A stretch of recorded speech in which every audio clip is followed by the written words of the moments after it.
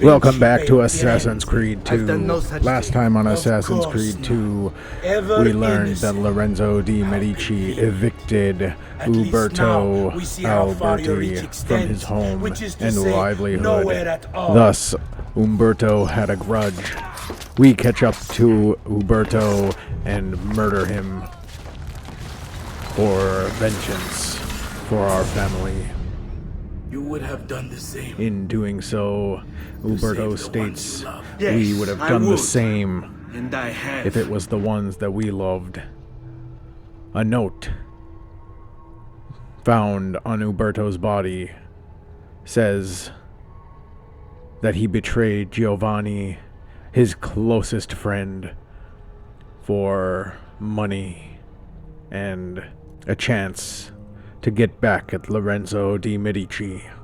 Another note that would have absolved the crimes of the Auditore family was found, implicating politics and greed. many No, well-known persons, including the Pazzi family, was found I on found Uberto. myself afraid.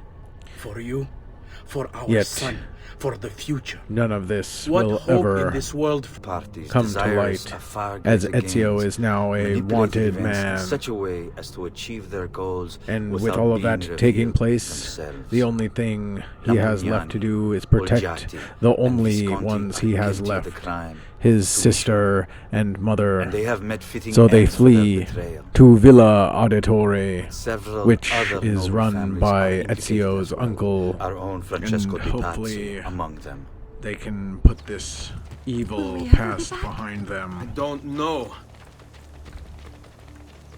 But we'll find out on this episode if it's really that simple. Stay What will close. happen?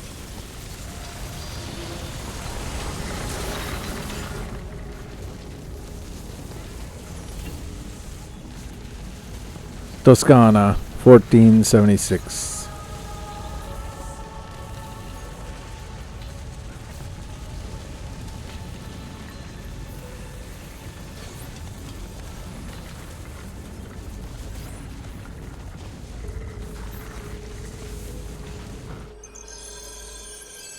We should be close. Grazie a Dio. Roadside assistance. Escort Maria and Claudia to the Villa Auditore in Monterigioni. Stay close.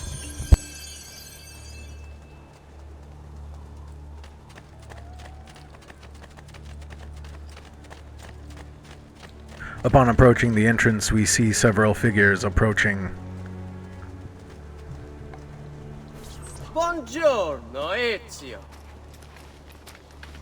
How could you leave Firenze without saying a proper goodbye? Ezio! What do you want, Vieri? So many things. A larger palazzo, 2 new steeds, a prettier bride. Oh, and yes, your life. My condolences for the loss of your father and brothers. What will happen now that there's no one left to help you? I have such wonderful things in store for your mother and sister.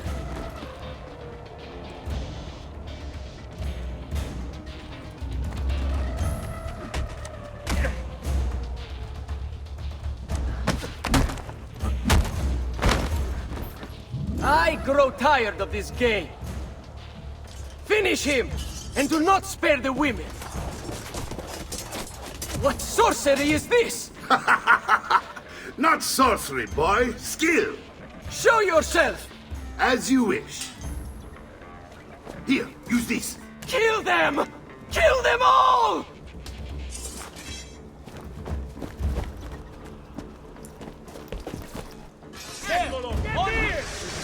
Keep your breathing. Tragic situation. What a coward this Vieri is. But either way, very troublesome. Thankfully, this man came to save us.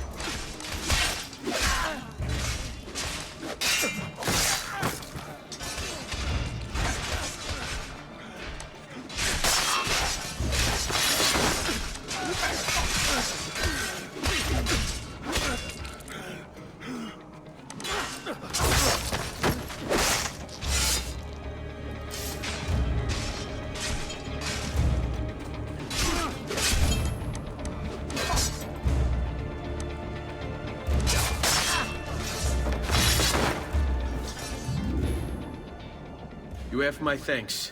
Keep the sword, Ezio. Do I know you from somewhere? Don't you recognize me? It's a me, Mario! Uncle Mario? It's been too long, Nipote. Far too long. I heard what happened in Firenze. Terrible. Come, let's get you all away from here.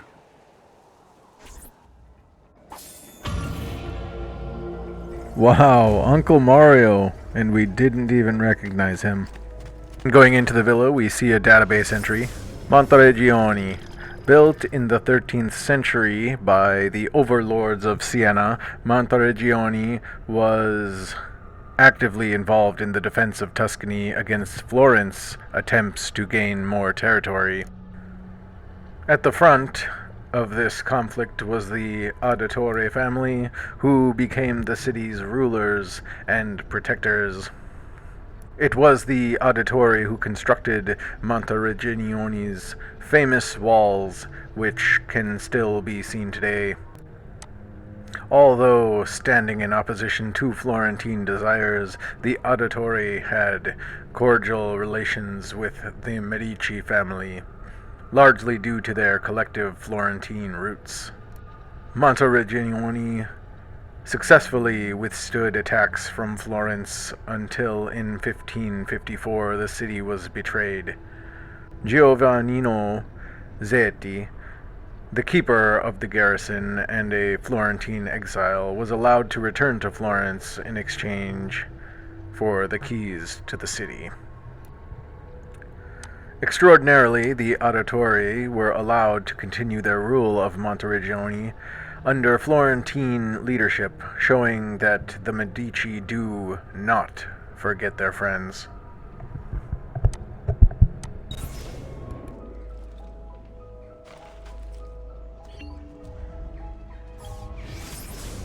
Mario Auditore, date of birth 1434, profession condottiero and noble.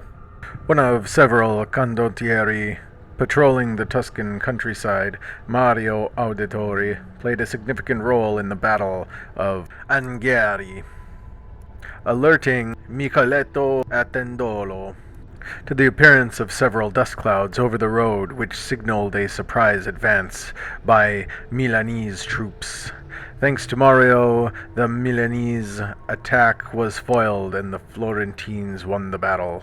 Although Mario sided with Florence in Anghiari for most of his career, he defended the interests of his hometown, Monterigioni, derailing Florentine attempts to seize Tuscan territory. While Mario's younger brother, Giovanni, moved to Florence in 1454 to pursue a career in banking, Mario stayed at the family's villa in Monterigioni, stating in a letter to Giovanni that he preferred fighting like a man to filling out balance sheets.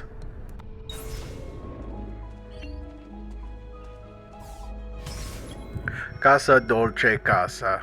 Explore the Villa Auditore with Mario. So, tell me everything. They executed father for treason. Federico and Petruccio too. And they came for me. Do you know why? I have no answers, Uncle. Only a list of names taken from a man who wished me dead. I still can't believe they are gone. Don't worry. We will make sense of this. I wish I shared your optimism. Come on, keep pace. We're almost there. I think you will find much to like in Monterigioni. I thought Monteriggioni was an enemy of Firenze. For now. Next year it will be its friend, the year after its enemy again, and on and on. I cannot keep track, so I have stopped trying. These are honest, hard-working people. Our shops may only carry simple goods, but they're well made and dependable. There is a chapel here too. The prete seems a nice enough fellow, but I've never been much of a believer. Did you know the Villa Auditore is almost 200 years old? It was built by my great-grandfather, a strange man who carried all kinds of secrets. Keep your eyes open, and you might discover a few of them yourself. With all the fighting that's been going on, this place has started to get a bit rough around the edges. I wish I could do something about it. but I just don't have the time or money to fix things up. Guess that's life, huh? Here we are. Casa Dolce Casa. So, what do you think? Villa Auditore. Rebecca says there's a glyph on this building. We'll have to go and find it. Constructed in 1290, the Villa Auditore is an important medieval predecessor to early Renaissance architecture. The villa's wonderful symmetry and ordered geometry were a revelation for its time. Not only concerned with aesthetics, Domenico Auditore, Ezio's great-grandfather, designed his home to double as a fortress and training ground, looking out both over the city that it protects and the Tuscan plains. After a Florentine attack in 1320 left the facade damaged, the present facade was erected and a painting gallery was added to the interior. Domenico was more than just an architect and a warrior. He was also a skilled engineer. Recently discovered hidden compartments and rooms with mechanisms blocking entry are several unique features of the building that make it a technological marvel as well as an architectural one. It's most impressive, Uncle. She's seen better days, I suppose. Believe me, I'd have her shining again if only I had the time. Now that you have had the tour, Nipote, you should go and outfit yourself. My men in the market are expecting you. Return here when you're finished, and we'll begin. Begin? Begin what? I thought you'd come here to train. No, Uncle. I came here to escape Firenze. And I intend to take my family further still. But what about your father? He'd want you to finish his work. What work? My father was a banker. Wait, he did not tell you? I have no idea what you're talking about. Ma che me combini, Giovanni? Where to even begin? Go and fetch the gear in the market. It will give me time to think. But that's that. We'll talk more later. Some spending money should you need it. And if you find yourself in need of rest, I've prepared a room for you on the top floor of the villa.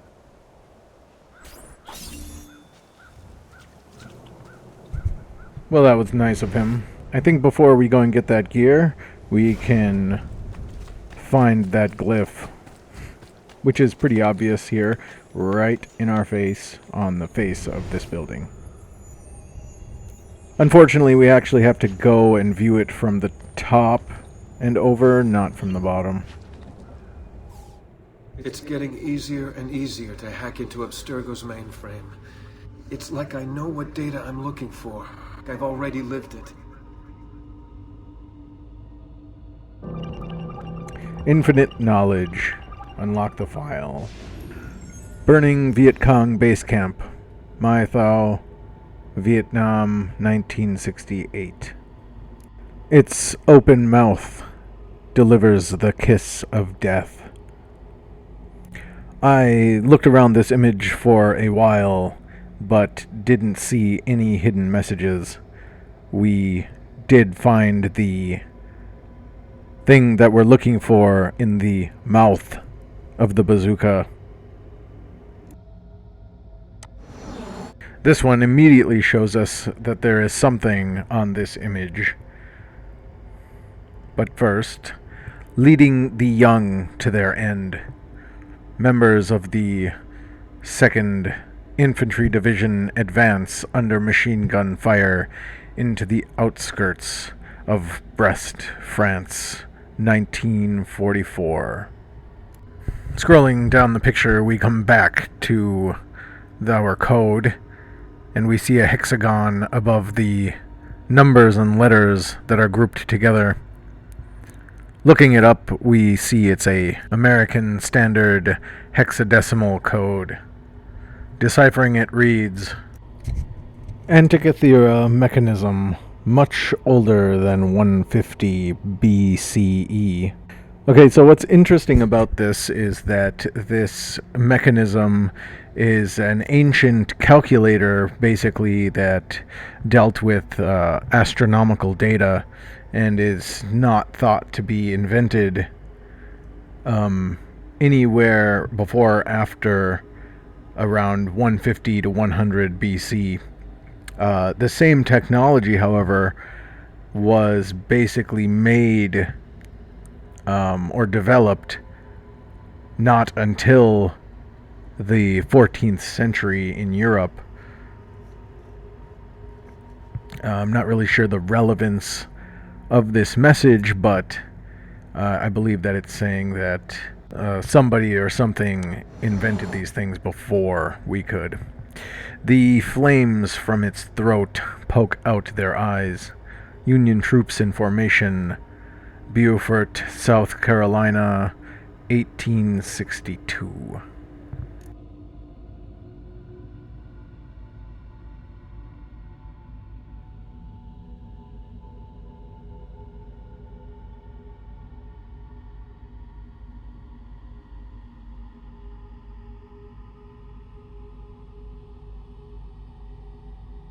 Looking around for our image, we see that up in the sky there's another code to break.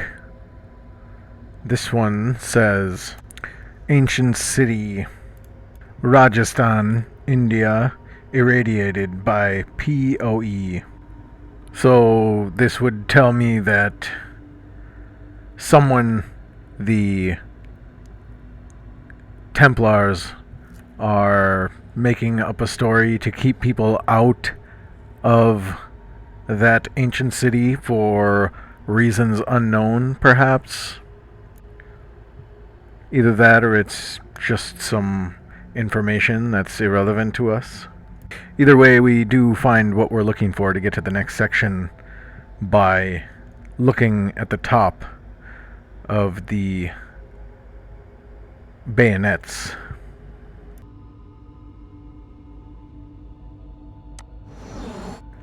This monster did not come from man.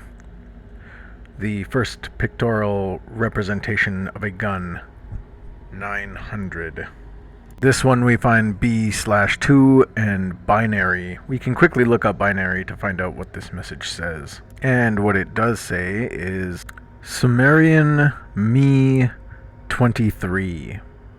So apparently this is referring to a list of attributes given to humanity from the gods. Emotions and things like that. But after all that, we find what we're looking for in the hand of this man, or creature. Piece of Eden 4.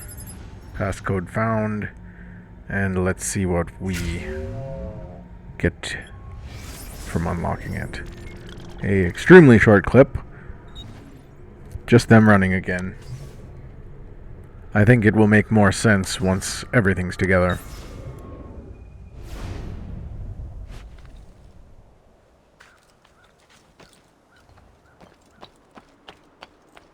Before we go and get that stuff for Uncle Mario, we can take a bird's eye view in of Monterigioni.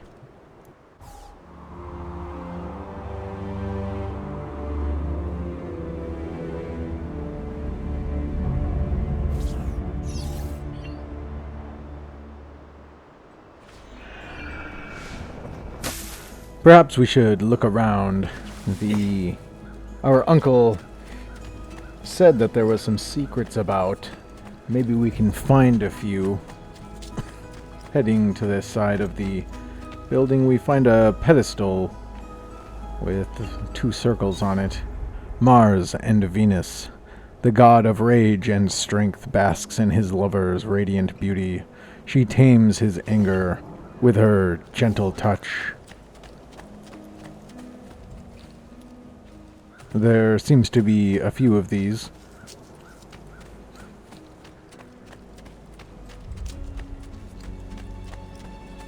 Each of them with circles on the top. Perhaps if we find what goes to them, we'll read their messages. Wandering about, I haven't seen anything just yet, but Uncle Mario is waiting, so let's acquire the gear he wanted us to get and bring it back to him. No offense, but I didn't think you had the money.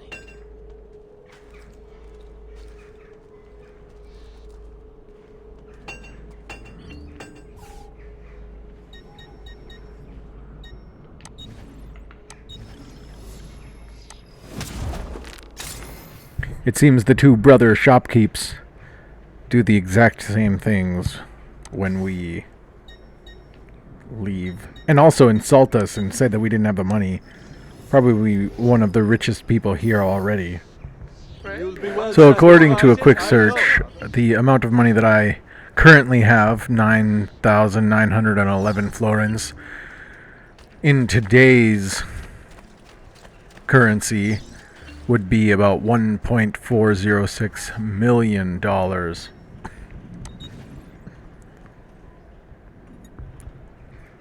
Yeah, so you mean I'm pretty loaded. Not bragging or anything. That's it. Come back anytime. Anyways, now that we're all good and healed and we have the equipment we need for Uncle Mario, perhaps we should return to Villa Auditore.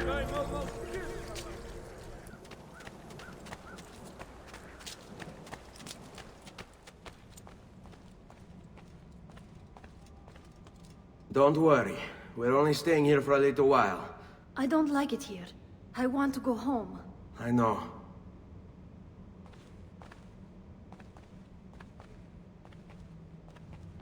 Now we can see what Uncle Mario wanted to talk to us about.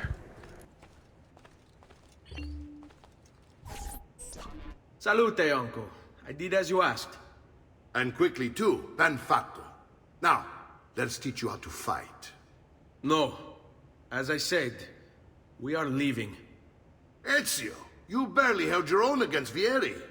You won't survive a week on the road. If you want to leave, so be it. But at least do so armed with the skills and knowledge necessary to defend yourself. If not for me, for your mother and sister. Fine. Ottimo. Practice makes perfect. Learn how to fight from Mario. You can swing a sword, to be sure, but offense alone will not carry a battle. You must survive long enough to strike. I will teach you how to dodge. You said my father was more than just a banker. No use dancing around it, I suppose. Your father was an assassin, Ezio. I told you before. My father was a paper pusher. No. Mercenaries. Rebecca says, I bet you can pay those mercenaries to fight for you. Just go up and talk to them. Mercenaries were highly mobile in Renaissance Italy, moving from contract to contract. Professional captains, called condottieri, usually paid for by cities, recruited men for a fixed amount of time. Many of the for-hire soldiers who served in Italy weren't even Italian, coming from places like Germany, Switzerland, and Hungary. In their perpetual struggle to dominate Italy, the Italian states hired mercenaries to wage war against their Italian neighbors, and the soldiers, many of whom had no code of honor, would often rape and sack freely. When the state that was bankrolling them ran out of money, the soldiers would disband, frequently to be hired to destroy the very city they had just fought to defend. Some mercenaries were honorable, fighting for a cause they believed in, but men such as these were few and far between. Where they existed, however, they were much sought after. He was born and bred I find this difficult to believe. What of the list you carry? Do you think it's merely a catalog of debts? It holds the names of those responsible for your father's murder.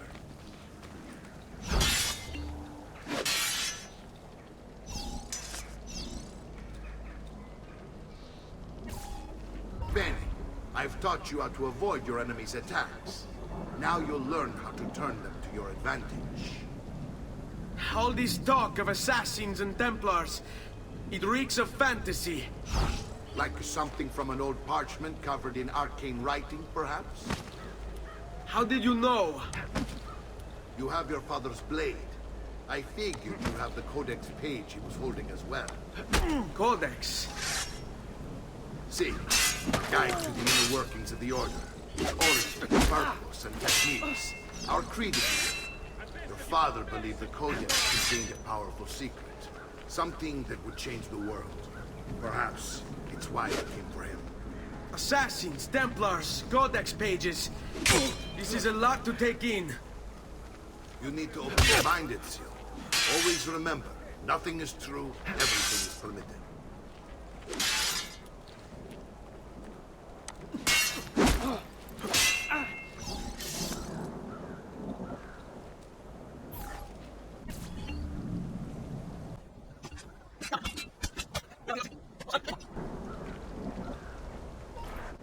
You're making fine progress, Ezio. Today I'm going to teach you how to position yourself in battle. Where you stand and how you move can make all the difference. Don't think I haven't seen you picking apart my library. I trust you believe me now? Yes. My father was an assassin. But why the need for such secrecy? Are you familiar with the Templars? One of several knightly orders formed during the Crusades. History teaches they were disbanded nearly 200 years ago in France. Only they weren't. Merely pushed underground, where they continued their nefarious work. What work?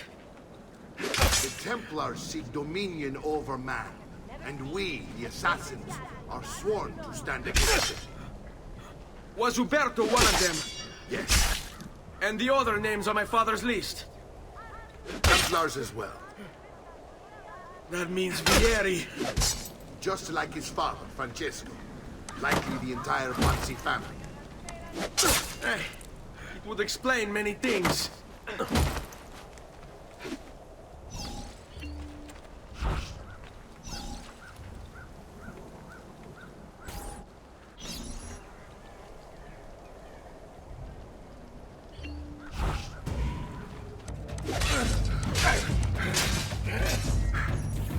Well done, Nipote.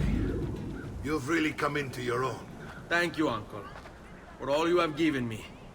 Your family. Such is my duty and my desire. I'm glad you had me stay. Good. You've reconsidered leaving.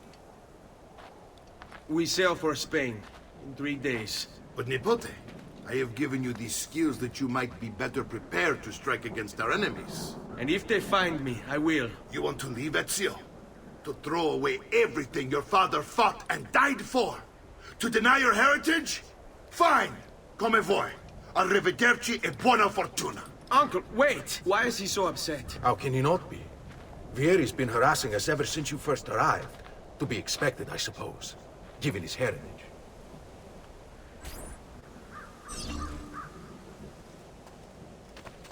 Yeah, perhaps we should go and talk to Mario and calm things down a little bit.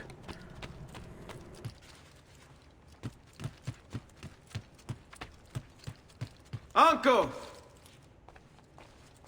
Where is everyone? They ride for San Gimignano to slay that snake, Vieri. Vieri di Pazzi, the youngest member of the second most notorious Florentine banking family. This kid knew how to burn right through his father's money.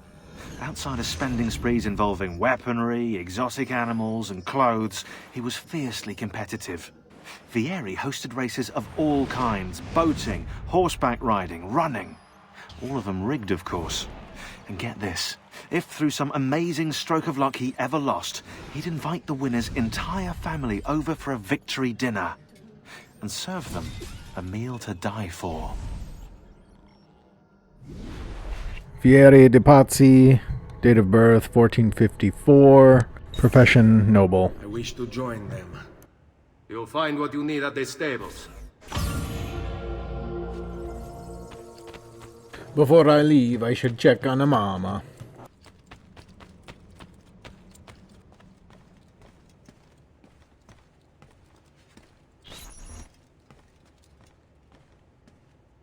Ezio, look at her. I still can't get her to talk. She spends all day and night in front of those feathers Petruchio used to collect. She can't let them go. I don't know what to do. Don't worry. She'll come back to us. I know it.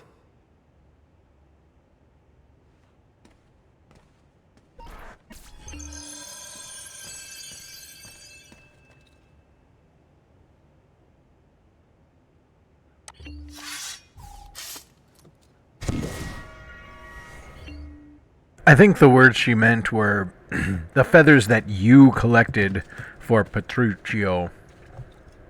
Anyways, let's head to join Mario and his men. We need to clean up the mess we've made. Getting to the stables, we can grab a horse and ride for Tuscany, San Gimignano. We find Mario and his men in a horseshoe of some buildings. Ezio, what are you doing here? Taking responsibility. Vieri troubles you because of me. Vieri troubles us because he's a Templar, and we are assassins. Either way, I wish to help. Va bene. Then listen close. First, we must find a way inside the city, though it seems Vieri expects us. He has sealed the gates and sent his men to guard them. Fortunately for us, the city is larger than his host. The southern gate suffers for it, so this is where we'll strike. Pronti? What goes around? Help Mario and his men assassinate Vieri de Pazzi.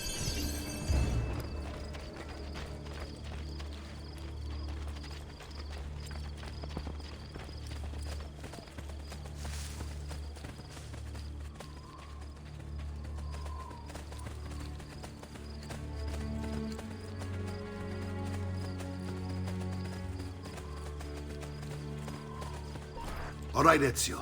Here's how it is going to work. My men and I will distract the guards. Once we have engaged them, get yourself over the wall and find a way to open the gate. Take these throwing knives. Use them to dispatch the archers. I'm ready when you are. Then let us begin. Al attacco!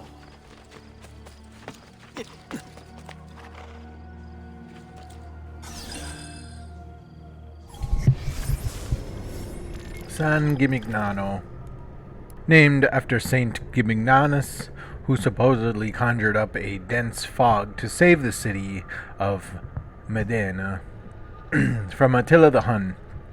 San Gimignano was founded in the 3rd century. The city grew from the 10th century onward as a stopping point along the pilgrimage route to Rome. In 1199, once its citizens grew wealthy, San Gimignano separated from the bishops of Volterra and became self-governing. The city's distinctive towers were created as its wealthy citizens competed to display how much money was actually in their pockets. In its heyday, the city had 72 towers, but the plague of 1348 decimated San Gimignano. Without money for upkeep, the town started to fall apart. The council appealed to Florence, and Florence took control.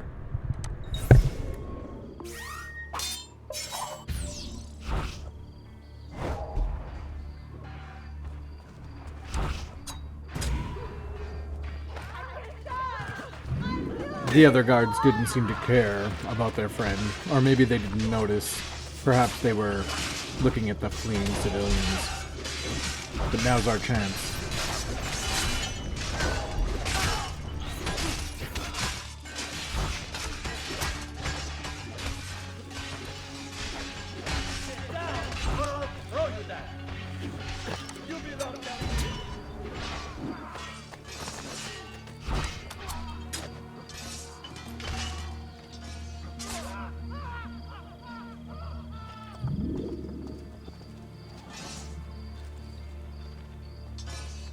done, Ezio. We're in. This way, men! I want you to distract those guards and keep them from raising the alarm. Hopefully it will buy me enough time to find and silence Vieri. Va bene. Wait, Nipote. Take a few of my men with you, just to be safe. Come join me once they're dealt with. What's Vieri up to now? No one knows, but something has him on edge. How else to explain all the patrols? I'll signal again when you should follow. Instead, he's turned us into nursemaids. And what?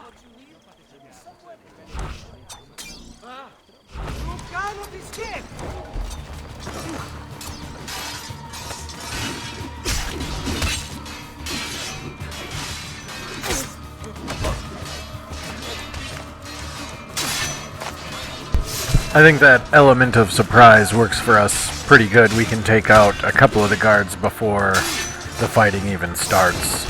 They used the same tactic on the first Assassin's Creed while dealing with the citizens that needed help.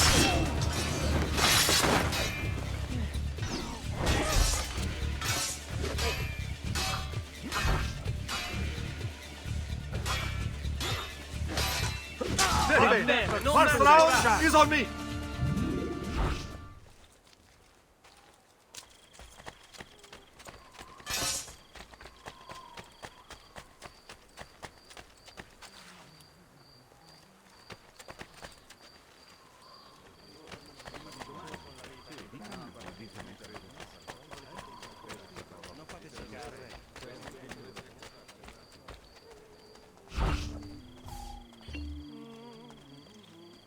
Ezio! Your uncle's under attack and needs help. Go to him!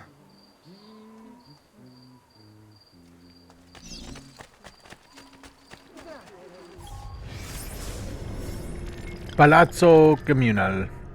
Palazzo Comunal San Gimignano's town hall was built as the seat of the municipal government in 1288. As befits the City of Towers, one of the council's earliest acts inside their new home was to construct the Torre Grossa on top. The Peristo took up residence at the Palazzo Comunal in 1337.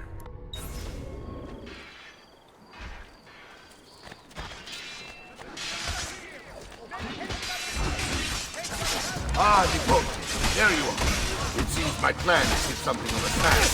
Vieri's men ambushed. Now we've got our hands full. My brothers and I will deal with these guys. I want you to go on ahead and root out that mistake. See that justice is served.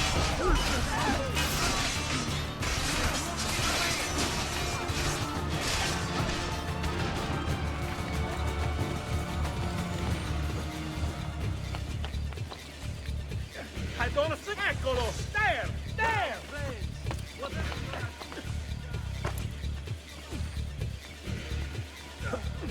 Damn it! There he is!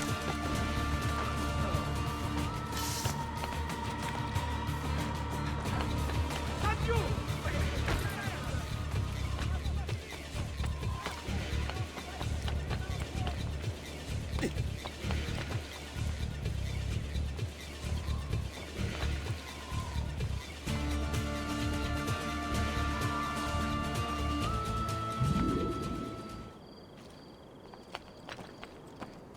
Now that we've escaped the guards, we can look for Vieri.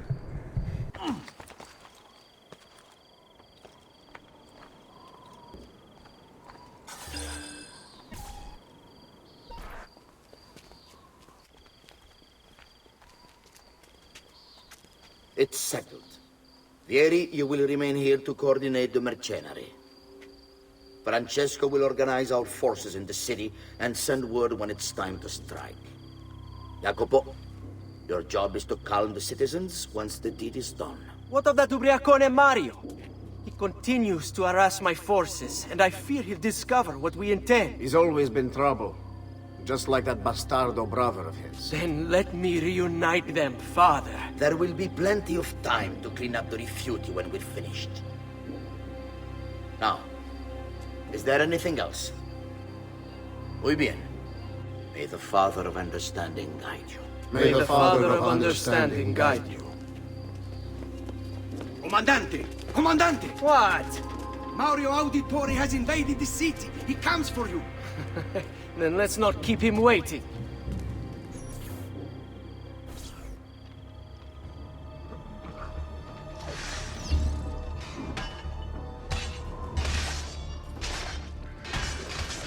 Father, that must have been Francesco that Vieri was talking to. Vieri is a coward, so we're gonna have to sneak up on him this time. There was also that man we saw in Umberto's place.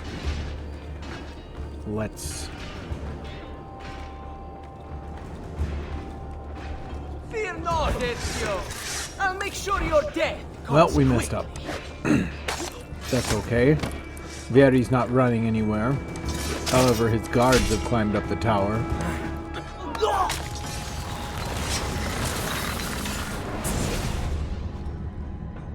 What are you and your allies planning?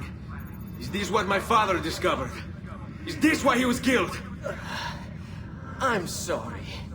Were you hoping for a confession? Pezzo di merda! Vorrei solo che avessi sofferto di più!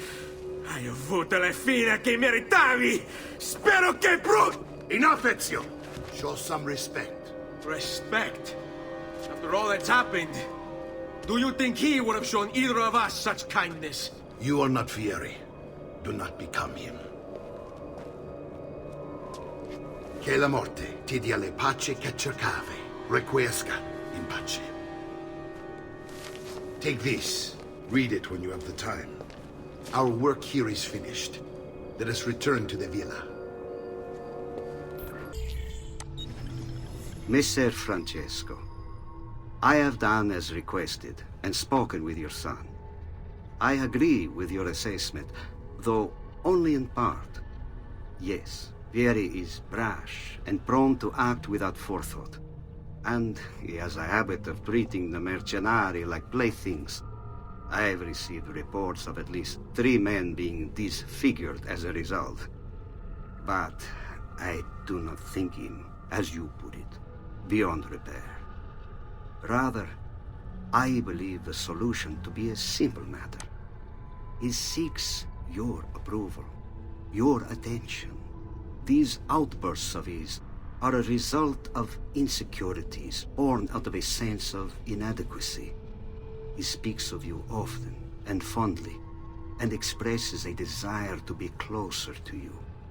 So, if he is loud and foul and angry, I believe it is simply because he wants to be noticed. He wants to be loved. Act as you see fit on the information I've given you here. But I must ask that we end this correspondence. Were he to discover the nature of our conversations, I fear what might become of me. Yours in confidence, Fra Giocondo. Oh, so Vieri wasn't loved by his papa. So he's a psycho. Well, I guess it happens. Anyways, that's all the time we've got on this episode. I'd like to thank you for watching. Leave some comments, some likes, etc. Things like that. And we will see you next time on Assassin's Creed 2.